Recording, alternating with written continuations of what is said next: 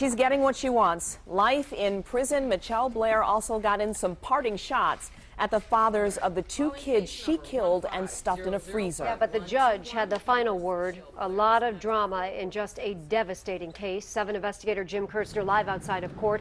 Also with the reason why all of this happened, apparently. Jim? Yeah, we're going to get into one of the reasons why this happened outside of court in a minute, but first inside, as you said, this mother bitter to the very end. You lived well without seeing them throughout their whole life, so live well now. But you ain't got nothing to say to me for what I did for my child, period. She let him have it. Alexander Dorsey sitting in the back of court.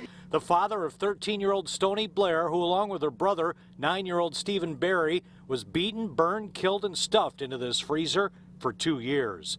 They were found when their mother was evicted in March. The judge saying Mitchelle failed as a mother.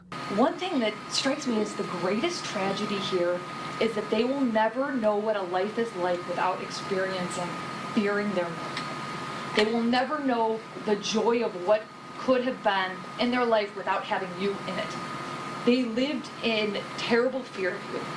And I find that just so sad in this case. Mitchelle Blair confessed within hours and wanted no trial, pleading guilty and getting life without parole. Michigan does not have the death penalty. She claimed she killed her kids because they harmed their brother, now 8, and still alive. The prosecutor said in court again today there is no evidence of that. Outside of court, her attorney says the trouble started when the mother was a child. Abused from a youth, and it extended itself until now. Is that what it is? Abuse brings about more abuse? There you go. You have it. That's exactly what it was.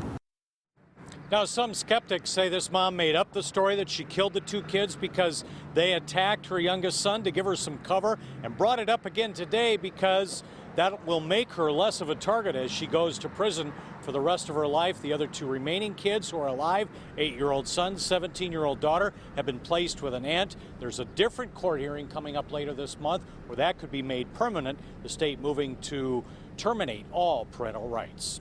I'm live downtown. Jim Kurtzner, 7 Action News. So many people praying for those other 2 children and hoping that they can somehow move beyond all of this and have healthy lives. One day have a normal life, possibly. Thank you, Jim.